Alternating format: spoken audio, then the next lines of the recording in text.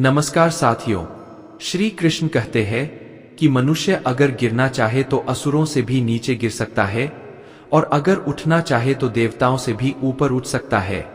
यह सोचिए हमारे पास कितना अद्भुत सामर्थ्य है। ये केवल एक वाक्य नहीं बल्कि एक गहरा सत्य है। हम मनुष्य सृष्टि के ऐसे प्राणी हैं जो परमात्मा तक की यात्रा करने में सक्षम है।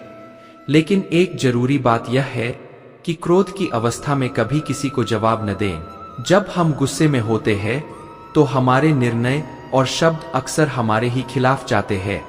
क्रोध में लिए गए फैसले अक्सर गलत होते हैं और यह हमारे रिश्तों, हमारी प्रतिष्ठा और हमारे जीवन को नकारात्मक रूप से प्रभावित कर सकते हैं। इसलिए जब भी क्रोध आए, पहले शांत होकर सोचें। थोड़ी देर शांत रहकर जवाब देना हमेशा बेहतर होता है।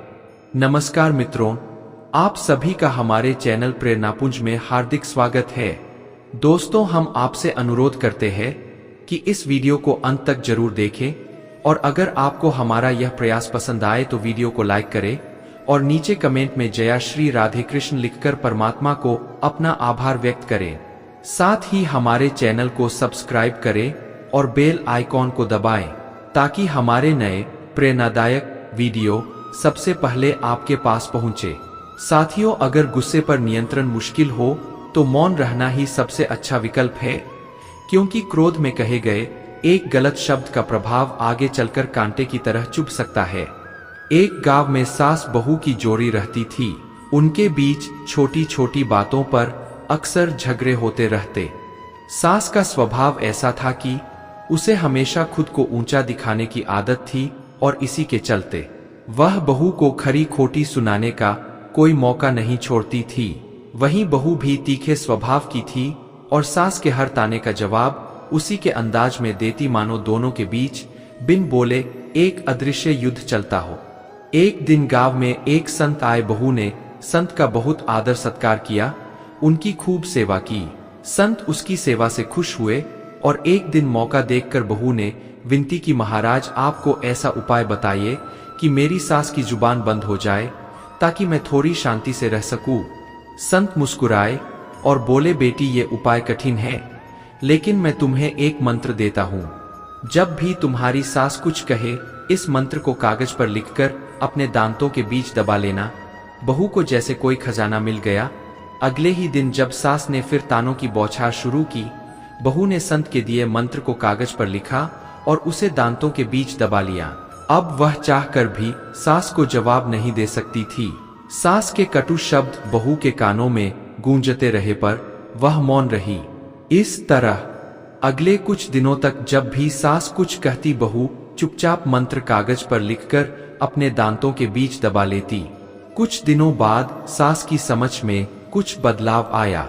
उसने एक दिन बहू से बड़े स्नेह से कहा, बहू अब मैं तुमसे नहीं लड़ूंगी।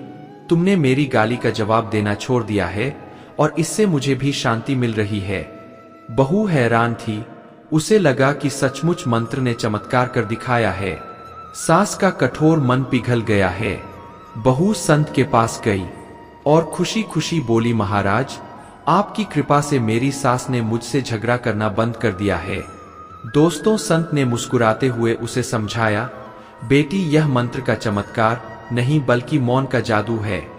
जब तुमने सास के हर शब्द का जवाब देना बंद कर दिया तो उसे अपने कटु व्यवहार पर सोचने का मौका मिला। मौन ने तुम दोनों के दिलों में सुकून और समझ का रास्ता खोल दिया। बहू की आंखों में आंसू आ गए। उसे समझ आ गया कि कई बार रिश्तों में शांति सिर्फ शब्दों में नहीं बल्कि मौन में होती है। मित्रों, इस कहानी से हमें यह सीख मिलती है कि मौन में बड़ी शक्ति होती है और हर तकरार का समाधान जवाब देने में नहीं है। कई बार कड़वी बातों का उत्तर न देकर शांति बनाए रखना रिश्तों में सुधार ला सकता है। मौन हमें सहनशील और धैर्यवान बनाता है, जिससे दूसरे अपनी गलती पर स्वयं विचार कर सकते हैं। रिश्तों को विनम्रता और समझ के साथ बनाए रखना चाहिए, क्योंकि अहम और तकरार से ज्यादा महत्वपूर्ण है। प्रेम और सहिष्णुता हमारे शब्दों से अधिक हमारे व्यवहार का प्रभाव पड़ता है और सही समय पर मौन रहना कभी कभी सबसे बड़ा उत्तर साबित होता है। दोस्तों, इस संसार में वही व्यक्ति सबसे अधिक सुखी और संपन्न होता है जो क्रोध आने पर खुद को मौन रख सकता है। कुछ लोग जो आपको पहले से ही गलत समझने का इरादा रखते हैं, वे आपके मौन का भी गलत अर्थ निकाल सकते हैं। लेकिन याद रखें, विधाता की अदालत में न्याय का तरीका अनोखा है। बस खामोश रहिए, कर्म करते रहिए और सबका मुकदमा चल रहा है। अगर किसी प्रश्न का उत्तर आपको मालूम नहीं है तो मौन रहना ही समझदारी है। कभी कभी चुप रहना भी अपने आप में एक चमत्कार होता है। जब आपको किसी विशेष अवसर पर क्या कहना है यह समझ में नहीं आता, या किसी घटना के बारे में आपकी जानकारी अधूरी है, तो चुप रहना ही बेहतर है। जो व्यक्ति आधे अधूरे ज्ञान के साथ बोलता है वह अक्सर उपहास का पात्र बन जाता है और कोई भी उसे गंभीरता से नहीं लेता। सिर्फ वही व्यक्ति प्रभावी ढंग से अपनी बात रख सकता है जिसे उस विषय का गहरा ज्ञान हो। इसलिए आंधी अधूरी जानकारी के आधार पर लोगों को समझाने की कोशिश नहीं करनी चाहिए। जब कोई आपके सामने किसी तीसरे व्यक्ति की बुराई कर रहा हो तो आपको चुप रहना चाहिए। नकारात्मक बातचीत में शामिल होना आपको भी मुसीबत में डाल सकता है, क्योंकि आज जो व्यक्ति किसी और की बुराई कर रहा है वह कल किसी और के सामने आपकी भी बुराई करेगा। इस बात की भी संभावना है कि आपकी कही हुई बात उस तीसरे व्यक्ति तक पहुंच जाए जिससे आपके लिए समस्या उत्पन्न हो सकती है। इसलिए जब कोई किसी की निंदा करे या मजाक उड़ाए तो बस सुनिए, लेकिन अपनी राय मत दीजिए। अगर आप किसी की नकारात्मकता का जवाब नहीं देते तो आप अपनी सुरक्षा कर लेते हैं। जब कोई आप पर गुस्सा या घृणा से चिल्लाता है तो चुप रहकर आप उसकी नकारात्मकता को कम कर सकते हैं। चुप रहकर आप स्थिति को बिगड़ने से भी रोक सकते हैं। यदि आप जवाब में गुस्से से बोलते हैं तो स्थिति और भी बिगड़ सकती है। लेकिन अगर आप मौन रहते हैं तो वह व्यक्ति अक्सर अपनी गलती को महसूस करता है और जब उसका क्रोध शांत हो जाता है तो वह पछताता है। यह भी हो सकता है कि वह माफी मांगे, और अगर वह माफी नहीं मांगता तो भी वह अंदर से दोषी महसूस करेगा और अगली बार गुस्सा करने से पहले 2 बार सोचेगा। हालांकि हर समय चुप रहना भी सही नहीं है। अगर कोई अन्याय कर रहा है तो उसका सामना करना चाहिए, क्योंकि कुछ लोग आपकी चुप्पी को कमजोरी समझ सकते हैं। गुस्से में मौन रहना सिर्फ परिवार, करीबी रिश्तेदारों और मित्रों के लिए सही है, हर किसी के लिए नहीं। अगर आप हर जगह चुप रहेंगे तो लोग इसका गलत फायदा उठा सकते हैं। जब कोई व्यक्ति अपने जीवन की कठिनाइयां या दुखद घटनाएं साझा कर रहा हो तो आपको सिर्फ उसकी बात ध्यान से सुननी चाहिए। अधिकांश लोग अपनी समस्या साझा करने पर तुरंत समाधान देने की कोशिश करते हैं, लेकिन वास्तव में जब कोई अपनी समस्या बताता है तो वह सिर्फ चाहता है कि कोई उसे ध्यान से सुने। इसे सुनकर उसे आंतरिक शांति मिलती है और वह महसूस करता है कि उसकी बात को कोई समझता है। ज्यादातर समय लोग हमसे सलाह नहीं चाहते, वे बस चाहते हैं कि कोई उनकी बात सुने।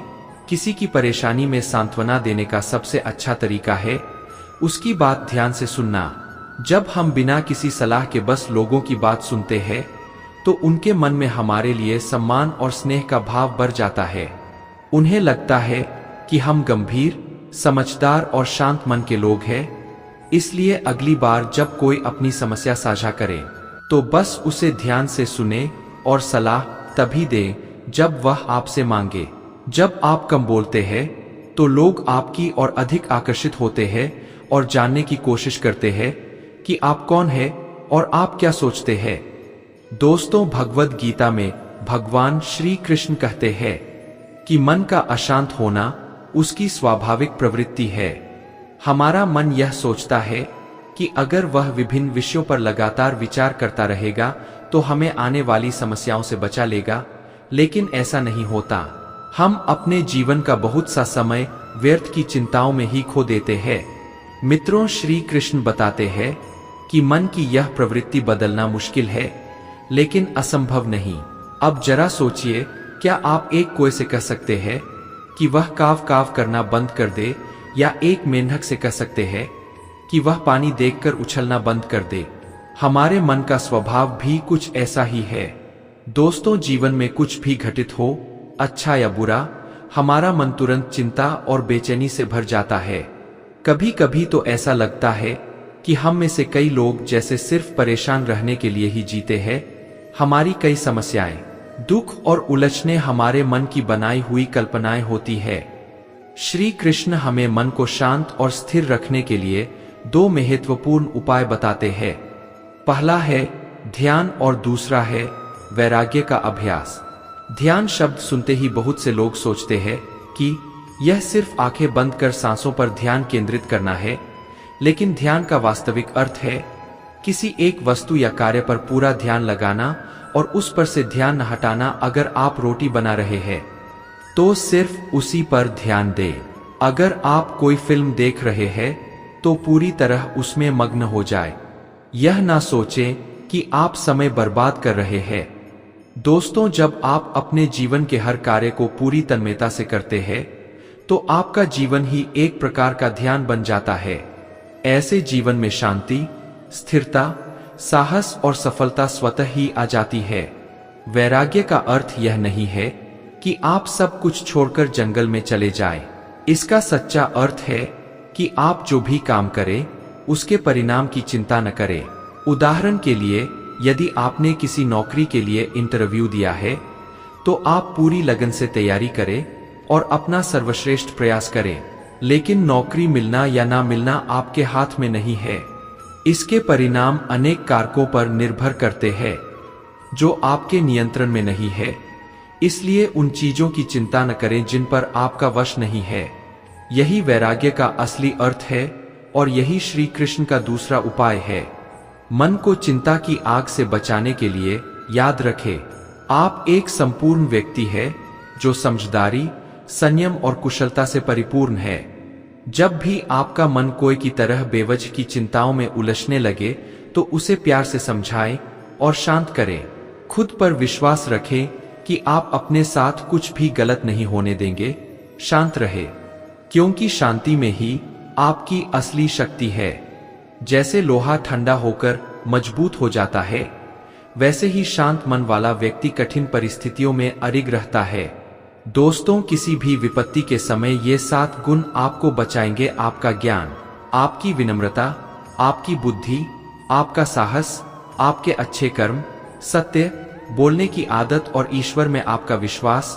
आपकी आत्मा सदा जानती है कि क्या सही है और क्या गलत, पर चुनौती मन को समझाने की होती है। कठिन समय में व्यक्ति अकेला महसूस करता है, लेकिन वही समय उसे मजबूत भी बनाता है। जो आपको सम्मान दे उसे ही सम्मान दे। किसी की हैसियत देखकर सर झुकाना कमजोरी का संकेत है।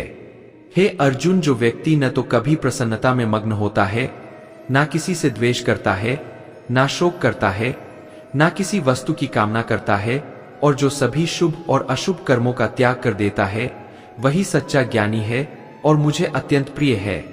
मेरे सानिध्य को प्राप्त करने के 3 मार्ग है: ध्यान योग, ज्ञान योग और कर्म योग। इनमें से कर्म योग को सबसे महत्वपूर्ण माना गया है। दोस्तों, अगर आपको हमारा यह प्रयास पसंद आया हो तो हमारे चैनल प्रेरणा पुंज को सब्सक्राइब करें और वीडियो को लाइक करें। तो चलिए आगे बढ़ते हैं। जैसे मनुष्य पुराने वस्त्रों को त्याग कर नए वस्त्र धारण करता है, वैसे ही आत्मा भी पुराने शरीर को छोड़कर नया शरीर धारण करती है। यह प्रकृति का अटल नियम है। इस सत्य को स्वीकार कर बिना किसी भय के वर्तमान में जीना चाहिए।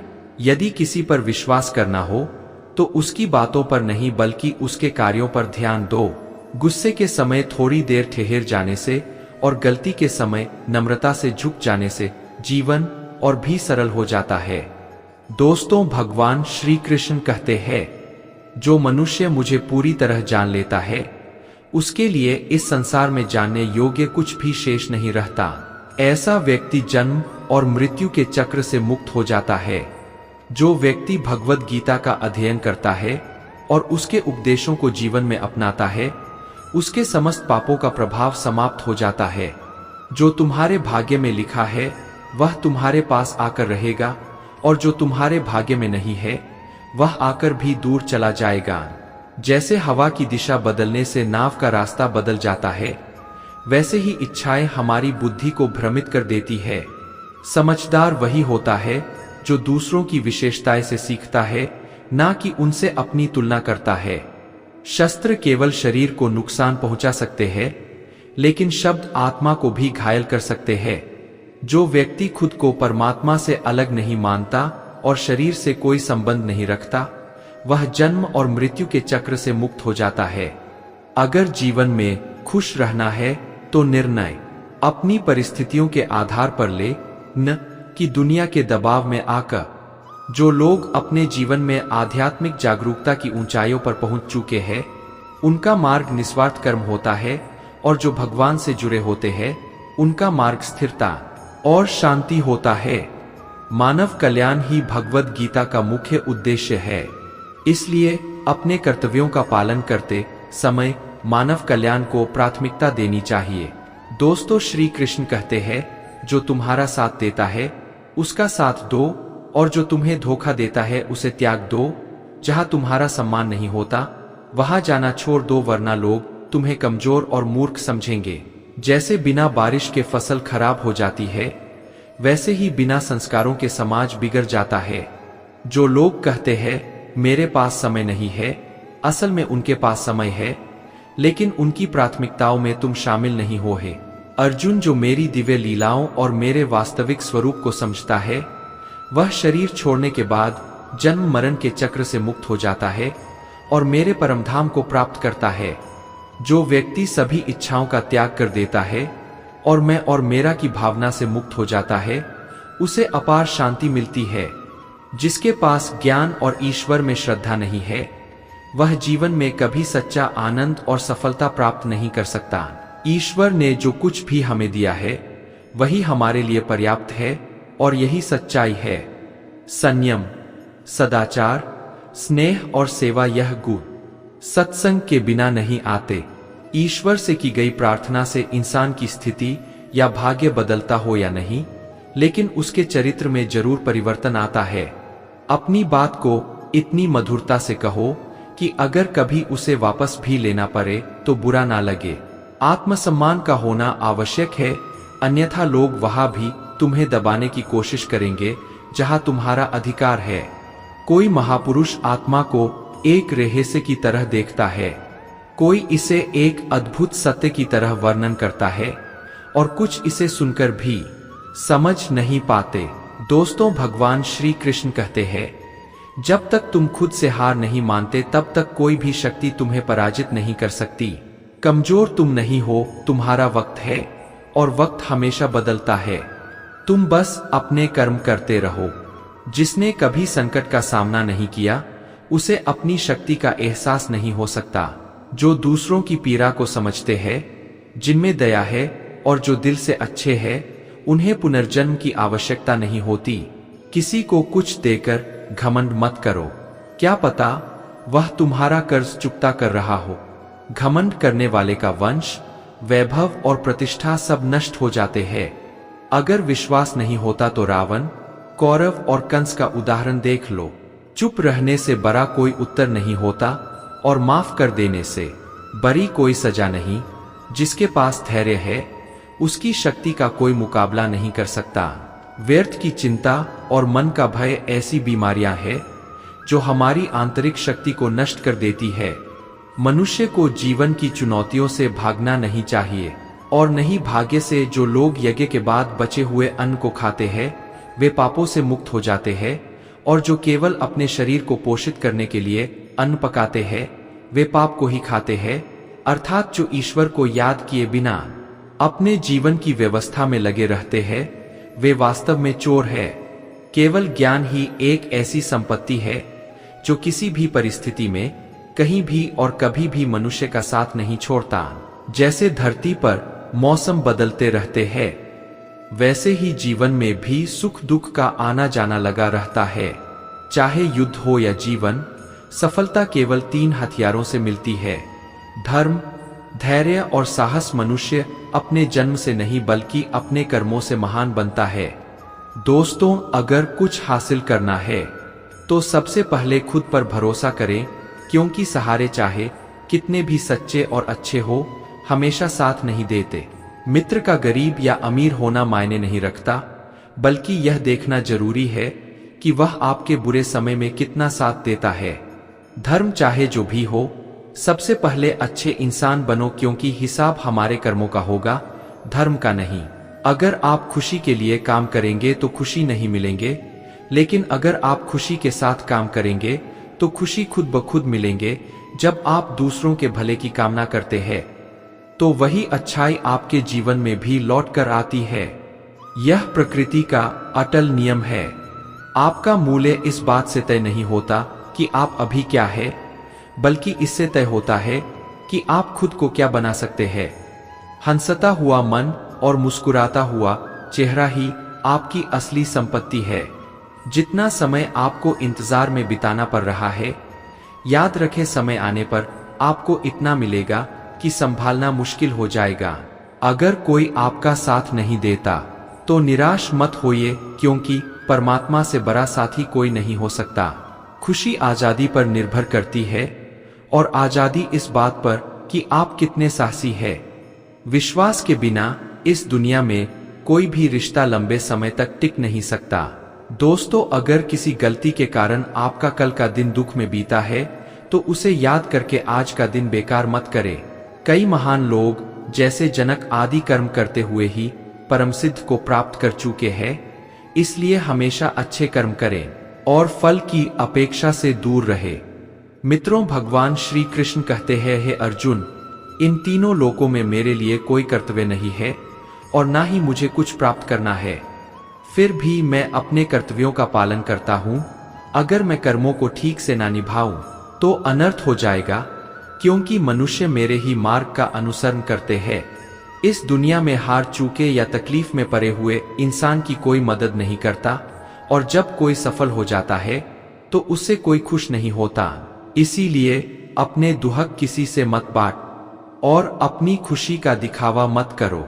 मनुष्य का आहार सात्विक और संतुलित होना चाहिए, जो यह नहीं समझता कि क्या खाना चाहिए, कितना खाना चाहिए, कहाँ और कैसे खाना चाहिए, वह परमात्मा को प्राप्त नहीं कर सकता। जो व्यक्ति सिर्फ दिखावे के लिए कहता है कि उसने अपनी इंद्रियों को वश में कर लिया है, लेकिन अंदर ही अंदर उन्हीं के बारे में सोचता रहता है, वह कपटी है। जो व्यक्ति परंपराओं का पालन नहीं करता, सृष्टि चक्र के नियमों का अनुसरण नहीं करता और अपने कर्तव्यों को नहीं निभाता, वह पापी है और व्यर्थ ही जीवन जीता है। परंतु जो व्यक्ति आत्मा में रमन करता है, आत्मा में ही तृप्त रहता है और आत्मा में ही संतुष्ट होता है, उसके लिए कोई कर्तव्य नहीं है। आत्मा का अर्थ है सबसे बड़े सत्य से है, और जो सत्य को जानता है और उसमें खुश रहता है, उसके लिए कोई कर्तव्य नहीं है। लेकिन ऐसा व्यक्ति लाखों में एक होता है। उस महापुरुष का इस संसार में ना तो कर्म करने का कोई प्रयोजन रहता है और ना ही कर्मों के ना करने से कोई प्रयोजन। उसका स्वार्थ से भी कोई संबंध नहीं रहता। कहने का सीधा अर्थ है कि जिसे परमात्मा मिल चुका है, वह कोई और कर्म क्यों करे। राजसिक गुण वाले लोग हर बात पर शौर्य या बहादुरी दिखाते हैं, लेकिन ज्ञानी व्यक्ति जानते हैं कि उनके गुण ही उन्हें कर्म करने के लिए प्रेरित करते हैं, और जो अज्ञानी होते हैं वे समझते हैं कि सब कुछ वे स्वयं कर रहे हैं। दोस्तों, अगर आप सही मायने में अपना जीवन बदलना चाहते हैं तो सबसे पहले अपने मन को बदलने के लिए तैयार रहें, क्योंकि जैसा आपका मन होगा वैसे ही आपके विचार होंगे, और जैसे आपके विचार होंगे वैसा ही आपका जीवन होगा। जो जा रहा है उसे जाने दे, वह आज रुक भी गया तो कल चला ही जाएगा। आप जितने सरल, सीधे और नरम दिल के रहेंगे, उतना ही चतुर और बेईमान लोग आपको डराने की कोशिश करेंगे। जिंदगी में सब कुछ दोबारा मिल सकता है, पर समय के साथ खोया हुआ रिश्ता और भरोसा दोबारा नहीं मिलता। भरोसा उसी पर करे जो निभाने के लायक हो, क्योंकि कुछ पल का साथ तो अर्थी उठाने वाले भी दे देते हैं। सच्चे लोगों पर विश्वास उसी तरह करें जैसे औषधियों पर करते हैं। वे कड़वे हो सकते हैं, लेकिन आपके लिए फायदेमंद होंगे। उन लोगों से दूरी बनाए रखें जिन्होंने आपकी नजदीकियों की कभी कदर नहीं की। महान वही है जो दूसरों के दर्द को समझ सके कौन क्या कर रहा है, कैसे कर रहा है और क्यों कर रहा है, इन सब से जितना दूर रहेंगे उतना ही खुश रहेंगे। हर रिश्ते की अलग अलग सीमाएं होती है, लेकिन जब बात आत्मसम्मान की हो तो वहां पर हर रिश्ता समाप्त कर देना उचित है। सुबह की नींद इंसान के इरादों को कमजोर बनाती है। मंजिल पाने वाले लोग कभी देर तक नहीं सोते। मदद एक ऐसी घटना है जिसे करने पर लोग भूल जाते हैं और ना करने पर याद रखते हैं। इंसान दो लोगों से हमेशा हार जाता है, एक अपने परिवार से और दूसरा अपनी पसंद के इंसान से। मूर्ख इंसान अपना तो नुकसान करता ही है और जो उनकी मदद करता है उसका भी नुकसान करता है। मित्रों, जीवन में इतने व्यस्त हो जाएं कि पछतावा, दुख, नफरत और डर के लिए समय ही न बचे। अगर कोई आपका भरोसा तोड़ दे तो उसका भी धन्यवाद करें, क्योंकि वे सिखाते हैं कि भरोसा सोच समझकर करना चाहिए। जीवन में सुख शांति चाहते तो अपनी समस्याओं और आलोचनाओं को खुद पर हावी ना होने दे। जन्म से मिले रिश्ते प्रकृति की देन है, लेकिन खुद के बनाए रिश्ते आपकी पूंजी है। इन्हें संभाल कर रखे। किसी व्यक्ति के गुणों और दोषों का निर्धारण करने से पहले अपनी दृष्टि को निष्पक्ष और पारदर्शी बनाना जरूरी होता है। अपनी कमजोरी किसी को मत बताएं, क्योंकि लोग अक्सर दूसरों की कमजोरी का फायदा उठा लेते हैं। जिंदगी में दो लोगों को कभी मत भूले, एक वह जिसने तकलीफ दी हो और दूसरा वह जिसने तकलीफ में साथ दिया हो। दोस्तों, भगवान श्री कृष्ण कहते हैं, तू मन छोटा मत कर, जहां तेरे अपने मुंह फेर लेंगे वहां मैं तेरा साथ दूंगा। किसी के सामने इतना मत झुको कि वह तुम्हें गिरा हुआ समझने लगे। लोग तुम्हारी कदर तब करेंगे जब तुम उन्हें उनकी ही तरह नजर अंदाज करना सीख जाओगे। दीपक का जीवन इसलिए वंदनीय नहीं है कि वह चलता है, बल्कि इसलिए वंदनीय है कि वह दूसरों के लिए जलता है। कामयाबी और नाकामयाबी दोनों जिंदगी के हिस्से है और दोनों ही स्थायी नहीं है। साथियों, अगर आपको हमारा यह प्रयास पसंद आया हो तो हमारे चैनल LSGD गुरु को सब्सक्राइब करें और वीडियो को लाइक करें। तो चलिए आगे बढ़ते हैं। आज समाज में यही तो हो रहा है, जहां विरोध करना चाहिए वहां कोई बोलता नहीं। कोई बलशाली व्यक्ति कुछ भी गलत बोल दे तो उसके सामने विरोध करने की किसी की हिम्मत नहीं होती। उसके समक्ष हम कमजोर हो जाते हैं। दूसरी ओर हम बोले चले जा रहे हैं, जहां बोलने की कोई आवश्यकता ही नहीं और अन्याय होता देख चुप रहकर बच निकलते हैं। क्या हम निरंतर अपराध के भागीदार नहीं बन रहे? विचार करके देखिए, इतिहास साक्षी है कि पापियों की उद्दंडता ने संसार को उतनी हानि नहीं पहुंचाई जितनी कि सज्जनों के मौन ने पहुंचाई। यदि कोई मूर्ख बोल रहा है तो मौन रहना उचित है, परंतु यदि कहीं छल हो रहा है, अपराध हो रहा है तो उठिए और विरोध कीजिए, क्योंकि आपके लिए ना सही आने वाली पीढ़ी के लिए यह मौन घातक सिद्ध हो सकता है। चुप रहना समझदारी है, पर मौन रहकर अन्याय सहना अपराध है। किसी के साथ हमारा रिश्ता कैसा रहेगा, यह हमारे बात करने के तरीके पर निर्भर करता है। सोचे समझे बिना बोलेंगे तो रिश्ते खराब हो सकते हैं।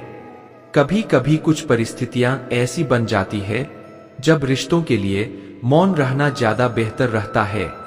मौन रहना एक साधना की तरह है, लेकिन सोच समझकर बोलना एक कला है। अगर आप फिजूल की बातें करना अपनी दिनचर्या से हटा दें तो आप सकारात्मक और ऊर्जावान महसूस करेंगे। बोलकर सारा संदेह खत्म कर देने से अच्छा है चुप रहकर बेवकूफ समझा जाना। अज्ञान की सबसे बड़ी संपत्ति मौन है, और जब वह इस रहस्य को जान जाता है तब अज्ञान नहीं रहता। मौन नींद की तरह है, वह विवेक को ताजा रखता है। वाणी का वर्चस्व रजत है, किंतु मौन कंचन है। अपनी सफलता के सफर में निकलने से पहले अपने बस्ते में शांति और धैर्य को जरूर रख लेना। मौन रहकर मैं अन्य लोगों की कमियों को सुन लेता हूं और अपनी कमियों को छिपा लेता हूं। मित्रों, जब कुछ कहने को हो तभी कहिए, अगर कुछ कहना चाहते हो तब मत कहिए। बेतुकी बातों का सबसे बेहतर जवाब है जवाब ना देना। सवाल का जवाब शांति से मिलता है, बहस करने से जवाब खो जाता है। अगर बहस करने वालों में एक व्यक्ति शांत रहे तो बहस कभी नहीं हो सकती। शरीर का शोर सुनाई दे जाता है, कभी आराम से बैठकर आत्मा की भी सुनो। मौन निद्रा के सदृश्य है। ये ज्ञान में नई स्फूर्ति पैदा करता है। सही जगह और सही वजह पर बोलना जरूरी है, वरना चुप रहना ही बेहतर है। यदि तुम चाहते हो कि लोग तुम्हें तुम्हारी वास्तविक योग्यता से अधिक योग्य व्यक्ति समझे तो कम बोलो। बुद्धिमानी की बात कहने की अपेक्षा बुद्धिमान प्रतीत होना अधिक आसान है। कब और कहाँ मौन रहना है, अगर इंसान यह सीख ले तो उसके जीवन की आंधी समस्याएं अपने आप ही खत्म हो जाएंगी। दोस्तों, अगर तुम अच्छे में अच्छा तो यहाँ बुरा कौन है। दूसरों की गलती पर खुदा और अपनी गलती पर सारा जहां मौन है। मौन रहकर मैं अन्य लोगों की कमियों को सुन लेता हूँ और अपनी कमियों को छिपा लेता हूँ। मौन में अपार शक्ति होती है, जिसे हम अक्सर अपने शोर शराबे से भरे तेज जीवन में नजरअंदाज कर देते हैं। मौन केवल ध्वनि की अनुपस्थिति नहीं है, यह शांति की उपस्थिति है। यह एक ऐसी अवस्था है जहां हमारा मन शांत होकर फिर से चिंतन और आत्मविश्लेषण कर सकता है। आज की दुनिया में जहां हर तरफ शोर और व्याकुलता फैली हुई है, मौन व्यक्तिगत और आध्यात्मिक उन्नति का एक प्रभावशाली साधन बन सकता है। जयपुर के भीड़-भाड़ वाले शहर में एक बुजुर्ग व्यक्ति देव रहते थे। देव अपने शांत स्वभाव और मृत्यु व्यक्तित्व के लिए जाने जाए। दोस्तों, आशा करता हूं इस वीडियो से आपने बहुत कुछ सीखा होगा। अगर आपको यह वीडियो पसंद आया हो तो इसे लाइक करें और अपने परिजनों के साथ शेयर करें। कमेंट में जय श्री राधे कृष्ण लिखना ना भूलें। ऐसे ही और ज्ञानवर्धक वीडियो देखने के लिए हमारे चैनल को सब्सक्राइब करें और घंटी का बटन भी दबाएं। अंत तक इस वीडियो को देखने के लिए आपका धन्यवाद। जय श्री राधे कृष्ण।